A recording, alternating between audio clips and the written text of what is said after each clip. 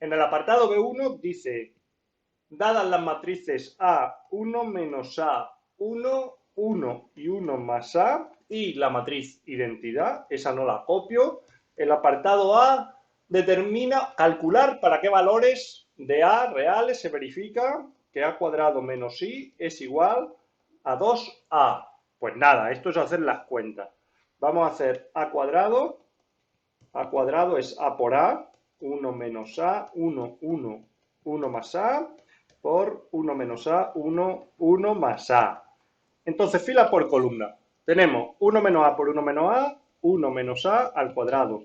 Y 1 por 1, 1, más 1. 1 menos A por 1 y 1 por 1 más A. Aquí se nos queda igual, 1 por 1 menos A y 1 más A por 1. Y aquí tenemos 1 por 1, 1 y 1 más A por 1 más A. Simplificamos, menos A más A, menos A más A, y ahora esto no lo vamos a desarrollar porque al restar la identidad, este 1 se nos va y se nos queda como más sencillo, ¿no? Entonces tendríamos 1 menos A cuadrado más 1, 2, 2, 1 más A cuadrado. Ahora hacemos esto, A cuadrado menos la identidad. A cuadrado menos la identidad, pues quitamos ese 1 y quitamos ese 1. 1 menos A cuadrado, 2, 2 y 1 más A cuadrado. Ahora dice que esto tiene que ser igual a 2A. Pues 2A sería 2 por 1 menos A, 2, 2 y 2 por 1 más A. Igualamos término a término. Obviamente el 2 y el 2 son igual, el 2 y el 2 son igual, tienen que ser igual el elemento 1, 1 y el elemento 2, 2. 1 menos A cuadrado tiene que ser igual a 2 por 1 menos A y 1 más A cuadrado tiene que ser igual a 2 por 1 más A. Por lo tanto, vamos a resolver eso de ahí, vamos a resolver ese sistema. Aquí tiene que pasar, aquí tener cuidado porque si, por ejemplo, aquí A fuera 1, nosotros no podríamos cancelar esto de elementos de aquí, si A fuera 1. Entonces, aquí tendríamos como dos situaciones. Tendríamos la situación en que A fuera 1 y en que 1 menos A fuera 2. Entonces, yo creo que lo más sencillo es desarrollar este cuadrado. Se puede resolver más rápido, como digo, pero para no liaros, lo vamos a desarrollar. Entonces, 1 menos A al cuadrado sería 1 menos 2A más A cuadrado igual a 2 menos 2A. Esa es la primera ecuación.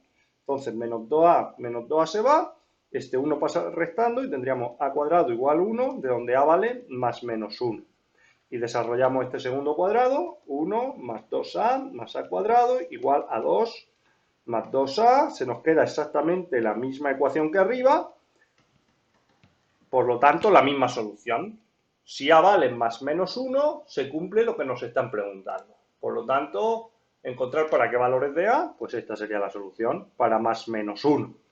Vamos a ver qué dice el apartado B. El apartado B dice, calcula los números reales para los cuales la matriz A admite inversa y calcúlela cuando sea posible en función del parámetro A. Pues una matriz tiene inversa si su determinante es distinto de 0. Por lo tanto, vamos a copiarnos la matriz, vamos a ponerla por aquí en un sitio a mano donde la veamos. Venga, determinante de A. Pues 1 menos A por 1 más A, menos 1. Se nos queda 1 menos A más A menos A cuadrado. Menos 1. Eso y eso fuera, menos A cuadrado. Por lo tanto, el determinante de A es distinto de 0 si solo si A es distinto de 0.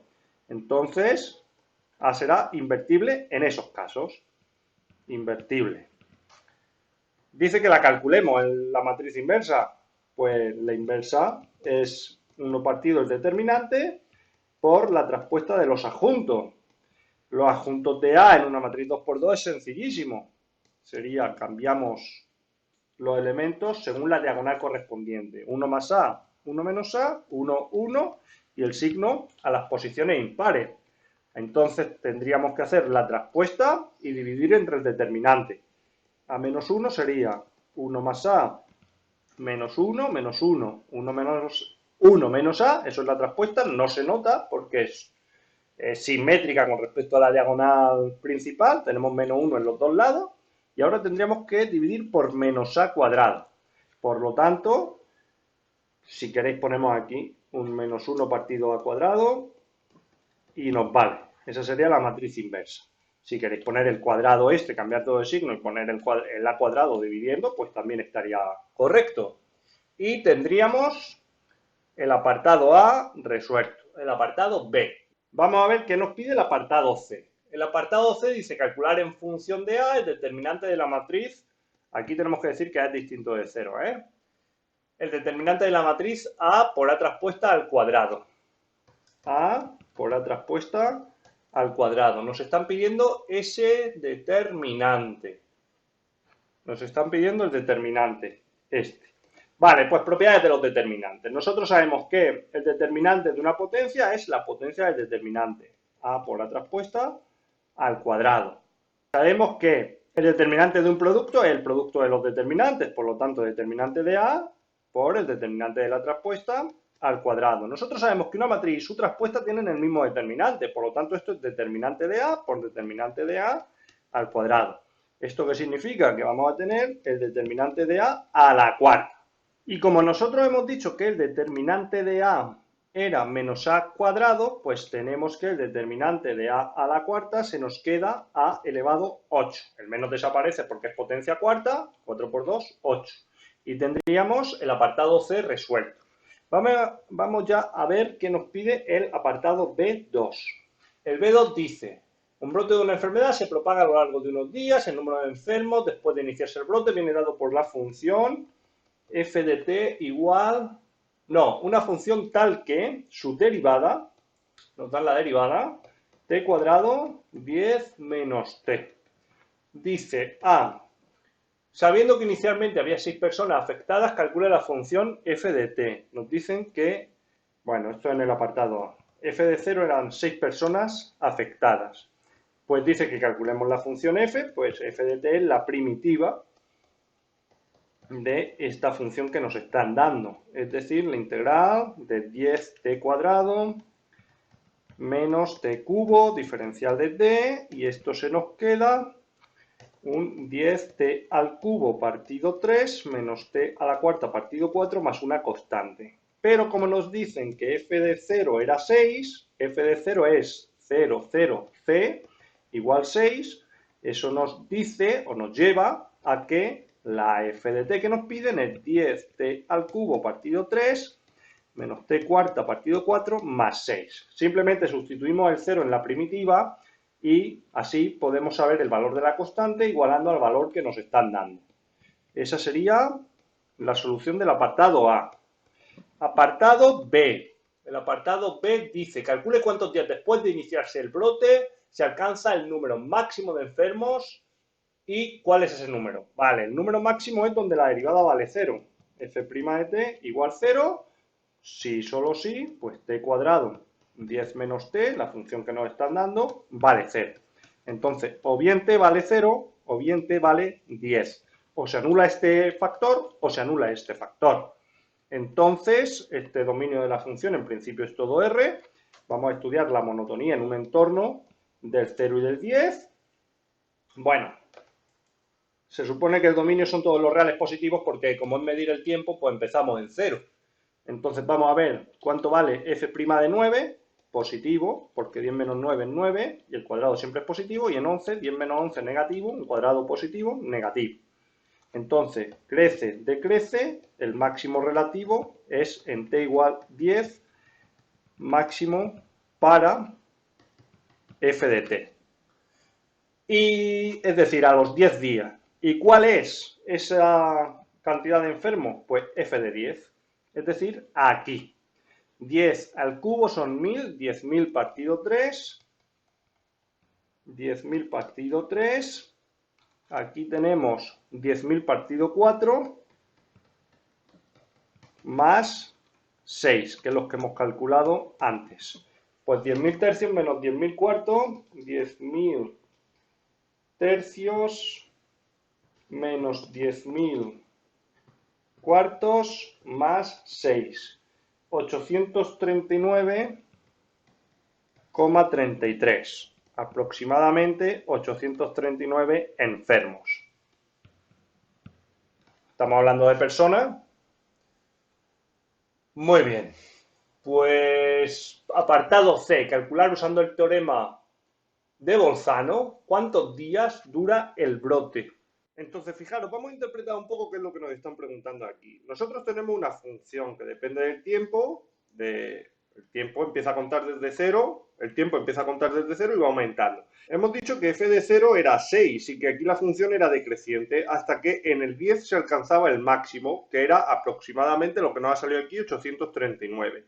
Y aquí la función hemos dicho que empieza a decrecer, fijaros. Entonces va a haber un punto en el cual la función corte al eje OX. Ese punto es el que nosotros tenemos que detectar por el teorema de Bolzano. Entonces nosotros sabemos que f de 10 vale 839,33,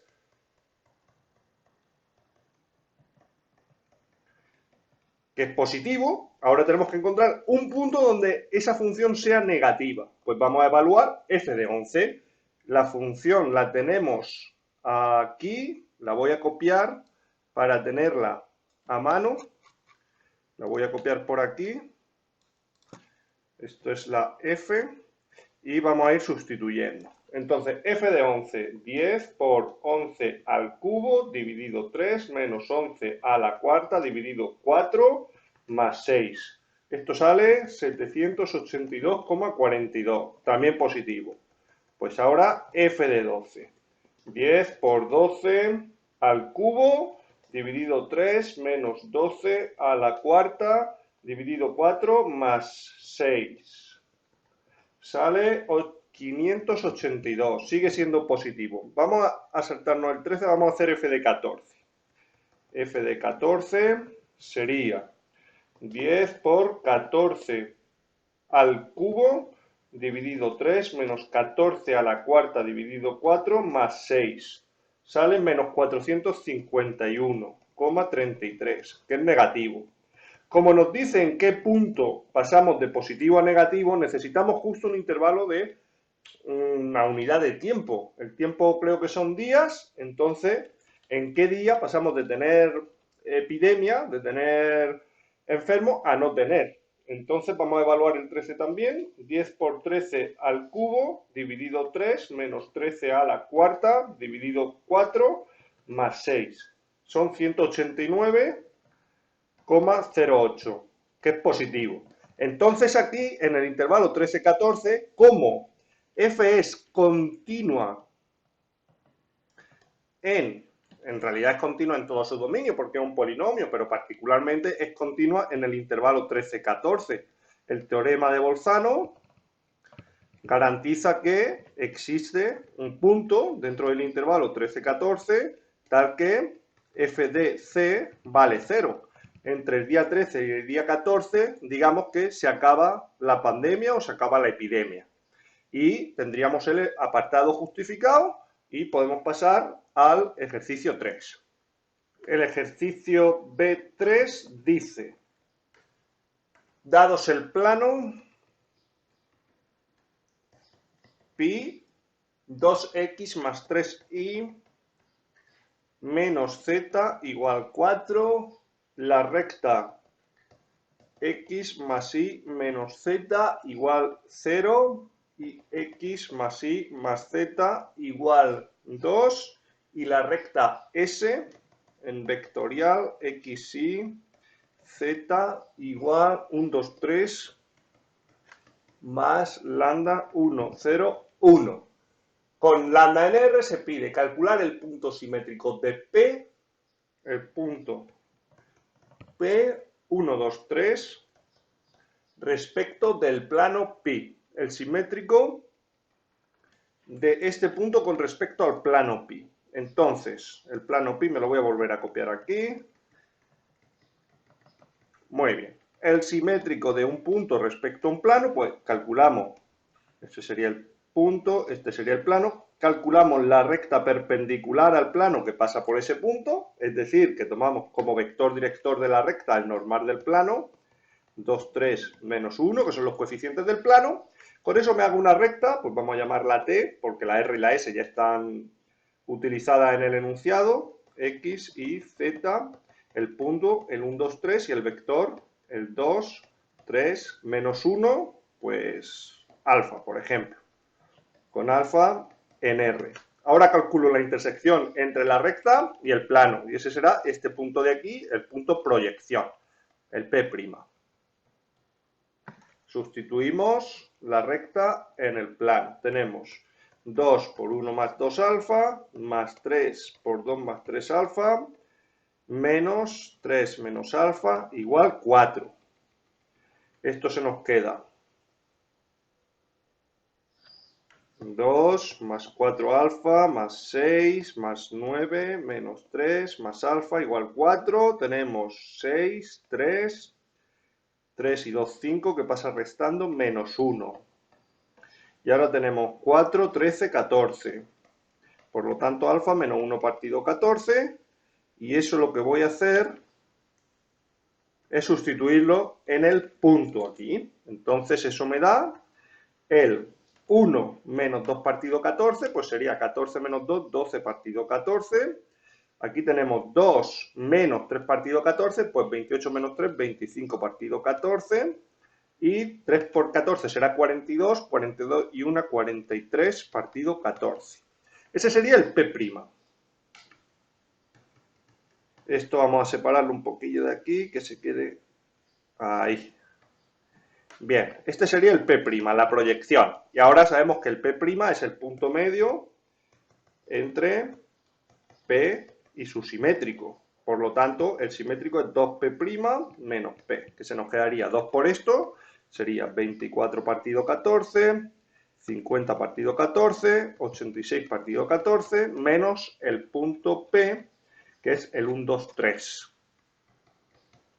Y esto se nos queda, pues 24 menos 14 son 10 partido 14, 50 menos 28 son 22 partido 14 y 86 menos 42, 44 partido 14. Si queréis simplificamos porque se puede dividir todo entre 2, 5 séptimos, 11 séptimos y 22 séptimos. Y ese sería el punto simétrico que nos están pidiendo. Ahora, el apartado B dice hallar la ecuación de la recta perpendicular al plano pi que pasa por el punto intersección de las rectas R y S. Pues tenemos que calcular la intersección entre R y S. Vamos a calcular la intersección. Tomamos esto de aquí.